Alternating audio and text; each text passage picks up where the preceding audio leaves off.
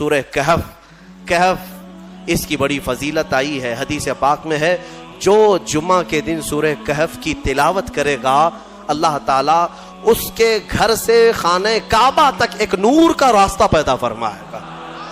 اور ایک حدیث میں ہے اس جمعہ سے لے کر اگلے جمعہ تک جو کچھ بھی اس کی خطائیں ہیں اللہ معاف فرمائے گا۔ سورہ کہف کی تلاوت دو فائدے بتائے۔ تیسرا سنو، سورہ کہف کی شروع کی 10 آیتیں جسے یاد ہو گئیں، سورہ کہف کی شروع کی 10 آیتیں جسے یاد ہو گئیں، میرے آقا فرماتے ہیں دنیا کا سب سے بڑا فتنہ دجال اللہ اس سے بھی اسے محفوظ رکھے گا۔ دجال کے فتنے سے محفوظ رہنے کے لیے سورہ کہف کی تلاوت ہر جمعہ کیا کرو، گھروں میں یا تو پھر کسی کی اچھی قرأت میں سنا کرو تاکہ دونوں ثواب برابر ہیں، تلاوت کرنے کے اور سننے کے ثواب ہے۔ کہف ایک غار کا ذکر ہے جس میں اللہ تعالیٰ نے چند ایمان والوں کی فضیلت بیان کی ہے۔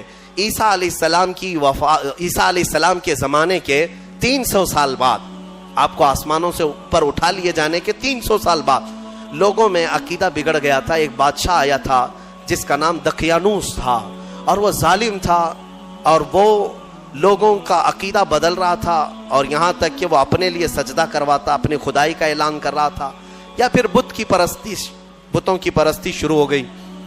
لیکن اس زمانے میں لوگ ڈر کے مارے گھر واپسی کرنے کی بات جیسے ہو رہی ہے ویسے ہی بادشاہ اپنے پیسوں کے بلبوتے ان کو یہ کہلاتے کہ تمہارا دین الگ ہے، تم الگ دین میں آئے تھے، واپس آ جاؤ۔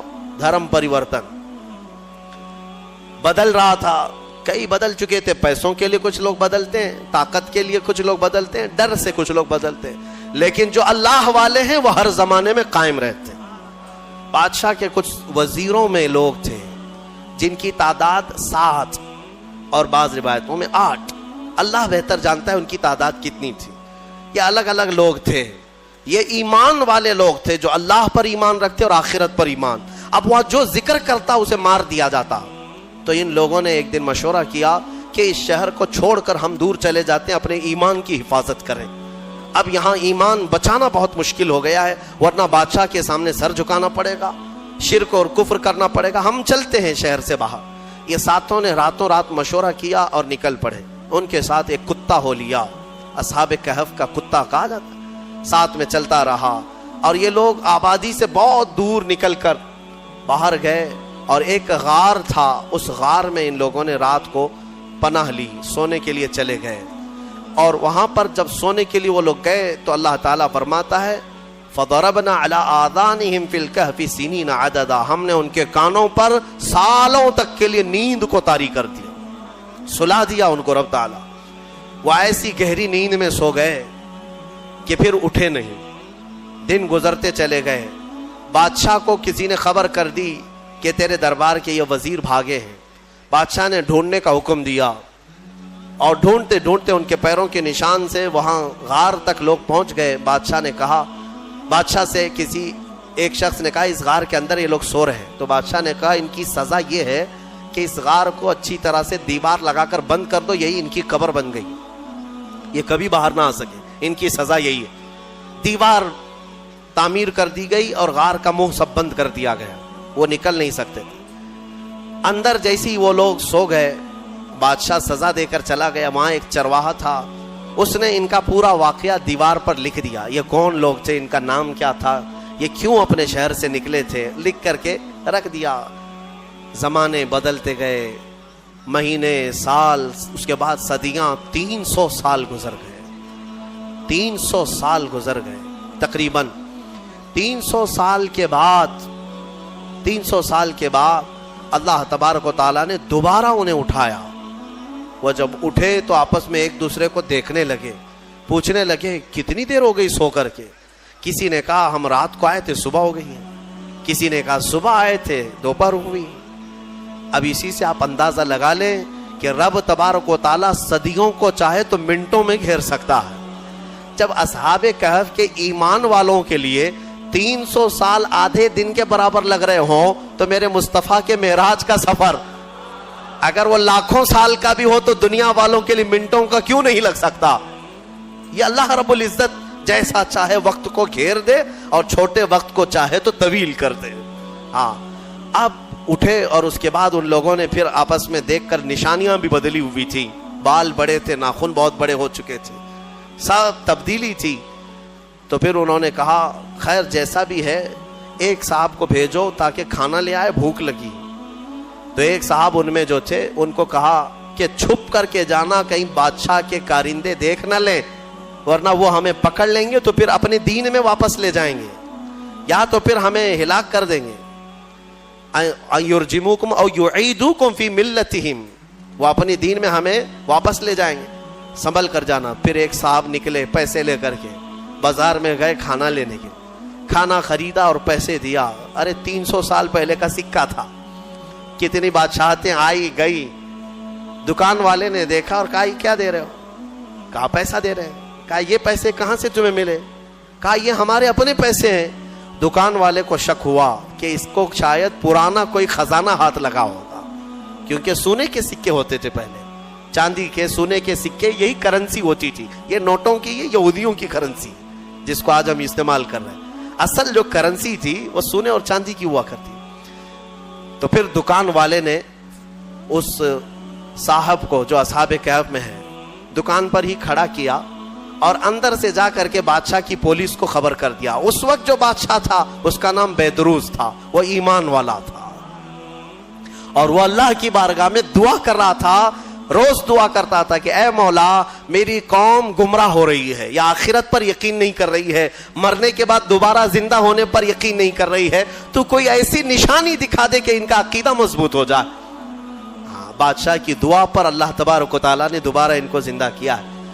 تو بیدروس کے پاس جب یہ خبر پہنچی کہ ایسا ایسا ایک شخص آیا ہے جو پرانے زمانے کے سکے لے آیا ہے, تو بادشاہ نے اپنی فوج کو ساتھ کر دیا کہ جاؤ اس شخص کے ساتھ, یہ کہاں سے آیا. جب یہ کھانا لینے آئے ہوئے صاحب نکل کر کے واپس پوری فوج کے ساتھ غار آ رہے تھے, تو اصحاب کہف نے کہا ہمارا ساتھی پکڑا گیا اور بادشاہ کی فوج آ رہی ہے ہمیں گرفتار کرنے. لیکن جو آئے وہ لوگ, ان لوگوں کو دیکھا تو سارے لوگوں نے اللہ کی بارگاہ میں سجدہ ریز ہو گئے. کہا اصحاب کہف کے بارے میں ان لوگوں نے سن رکھا تھا کہ کچھ لوگ ایسے تھے جو بادشاہ سے اپنا ایمان بچا کر چلے گئے تھے اور غار ان کے لیے قبر بنا دی گئی تھی, اور آج غار کھلا ہے اور اس میں یہ لوگ زندہ سلامت بیٹھے ہوئے, 300 سال کے بعد زندہ سلامت بیٹھے. تو بادشاہ نے اپنی پوری قوم کو بلایا اور کہا کہ دیکھو وہ رب قدیر 300 سال کے بعد جب کسی کو بیدار کر سکتا ہے تو ہر انسان کو موت کے بعد دوبارہ زندہ ضرور فرمائے گا. عقیدہ آخرت کو زندہ کیا. اب اصحاب کہف دوبارہ اپنی غار میں گئے, کھانے ہونے کا مسئلہ تو ختم, اور دوبارہ ان کو نیند لگ گئی. اللہ نے پھر ان کو گہری نیند میں سلا دیا. جیسی ہی وہ سو گئے تو اصحاب کہف کا کتا بھی اسی طرح زندہ ہوا, اسی طرح پھر سویا. اب جو بیدروس تھا اس نے دیوار پھر سے بنا دی اور ان کا پورا واقعہ لکھا اور وہاں ایک مسجد بنائی, اور مسجد بنا کر وہ ڈیٹ, وہ جو دن تھا جس دن وہ اٹھے تھے, اس دن کو یادگار کے طور پر سارے لوگوں کو اعلان کیا کہ سال میں جب یہ دن آئے گا سب یہاں جمع ہوں گے اور اللہ کی عبادت کریں گے. اسی سے تو عرس کی شرعی حیثیت بھی ثابت ہوتی ہے. اولیاء اکرام کے عرس ہم جو مناتے ہیں قرآن پاک میں موجود ہے. اصحاب کہف جس دن سوئے جس دن اٹھے وہ تاریخ لکھ دی گئی. بہرحال اب اصحاب کہف کو دوبارہ جب اندر رکھا گیا تھا تو سونے کے تابوت بنائے تھے بادشاہ نے. یہ بیدروس نے سونے کے جنازے تابوت بنا کر اس میں ان کو لٹایا اور اندر رکھا. ایک ہی دن کے بعد وہ بادشاہ کے خواب میں آئے اور کہنے لگے کہ ہم دنیا سے بھاگ کر کے یہاں آئے اور تو دنیا ہمارے پاس لایا ہے, فوراً ہمیں اس سونے اور چاندی سے الگ کر. پھر دوبارہ ان کا غار کھولا گیا, پھر وہ سونے کے تابوت سے انہیں نکالا گیا اور پھر صاف مٹی میں انہیں سلایا گیا. یعنی میرے عزیزو اندازہ کرو ان 7 لوگوں کے بارے میں کہیں قرآن میں یہ نہیں ہے کہ وہ نبی ہیں, وہ شہید ہیں, وہ صدیق ہیں, نہیں, بلکہ مولا فرماتا ہے وہ 7 نوجوان تھے جنہوں نے اپنا ایمان بادشاہ سے بچا کر اللہ پر یقین کر کے غار میں پناہ لی, تو اللہ نے ان کا تصرف اور طاقت اتنی عطا کی کہ ان کی سونے کے بعد بھی وہ جس کے خواب میں جائیں چلے جائیں اور 300 سال بعد جب چاہیں بیدار ہو جائیں. اب جن کے بارے میں صاف ثابت ہے کہ امت مصطفیٰ کی یہ اولیاء ہیں، صدیق ہیں، شہید ہیں، تو کیا وہ اپنی قبروں میں زندہ نہیں ہو سکتے؟ اور اگر صدیق شہید زندہ ہیں تو میرا مصطفیٰ بھی اپنی قبر میں زندہ ہے. رسول پاک صلی اللہ علیہ وسلم کی زندگی پاک کو کیا سمجھ سکتے ہیں؟ اصحاب کہف کا یہ جو واقعہ ہے یہ قرآن پاک میں بیان کیا گیا. عزیزان گرامی، اب بھی اصحاب کہف اپنی غار میں سو رہے ہیں، اب بھی سو رہے ہیں. یہاں تک کہ حدیث میں ہے ہر عاشورہ کی محرم کی تاریخ کو، یعنی 10ویں محرم کو وہ کروٹ بھی بدلتے ہیں. اور قرآن یہ کہتا ہے کہ سورج بھی ان کے اوپر سے جاتا ہے. وہ غار ایسی کیفیت میں، لوکیشن ایسا ہے اس غار کا کہ سورج جب جاتا ہے تو دوپہر کے وقت آتا ہے تو سورج اس طرف کو ہو جاتا ہے ڈھلنے کے وقت، گرمیوں میں اس طرف، ٹھنڈیوں میں اس طرف. اور مولا تعالیٰ قرآن میں فرماتا ہے کہ اللہ تعالیٰ نے ہر موسم کی سختی سے ان کو محفوظ رکھا ہے. سورہ کہف میں دوسرے صفحے میں آپ پڑھ لیں، سورج کی تپش سے، بارش کی سڑن سے، ٹھنڈیوں کے گلانے سے اللہ ان کی حفاظت فرمایا. اور پھر فرماتا ہے وَتَحْسَبُهُمْ أَيْقَاظًا وَهُمْ رُقُودٌ، تم اگر ان کو دیکھو گے اللہ فرماتا ہے تو تمہیں وہ جاگتے ہوئے نظر آئیں گے. تحسبهم ایقاظا وهم رقود، جبکہ وہ سو رہے ہیں. وَنُقَلِّبُهُمْ ذَاتَ الْيَمِينِ وَذَاتَ الشِّمَالِ، اللہ فرماتا ہے ہم ان کو کبھی دائیں جانب کروٹ دیتے ہیں، کبھی بائیں جانب کروٹ دیتے ہیں. اور اتنا ہی نہیں، وَقَلْبُهُمْ بَاسِطٌ ذِرَاعَيْهِ بِالْوَسِيطِ، اللہ فرماتا ہے اور ان کا کتا پالتی مار کر ان کے قریب میں بیٹھا ہوا ہے. یعنی چاروں پیر جیسے کتا کسی کی نگرانی میں بیٹھتا ہے. قرآن کہہ رہا ہے ان کا کتا چاروں پیر پھیلائے ہوئے ان کے پاس بیٹھا ہوا ہے. کتے کے بارے میں قرآن میں آیا جس کا نام بھی قطمیر، وہ کتا ابھی بھی بیٹھا ہوا ہے غار میں. اور رب تعالیٰ یہ بھی فرماتا ہے تم انہیں دیکھ نہیں سکو گے، اگر دیکھنے کی کوشش کرو گے لَوَلَّيْتَ مِنْهُمْ فِرَارًا وَلَمُلِئْتَ مِنْهُمْ رُعْبًا، تم پیٹ پھیر کر بھاگ جاؤ گے، ایسا رعب ہم طاری کریں گے، رعب طاری ہو جائے گا، کوئی دیکھ نہیں سکے گا وہ کس کیفیت میں ہے. اللہ ان کی حفاظت کر رہا ہے. اب میں اس پورے سورہ کہف کے بعد اخیر میں ایک جملہ ضرور کہنا چاہوں گا. عزیزان گرامی، اصحاب کہف ایمان والے تھے، ایمان والے تھے اور اللہ تعالیٰ کے محبوب بندے تھے. لیکن کتا کون سے ایمان والا ہے؟ کتا کون ہے؟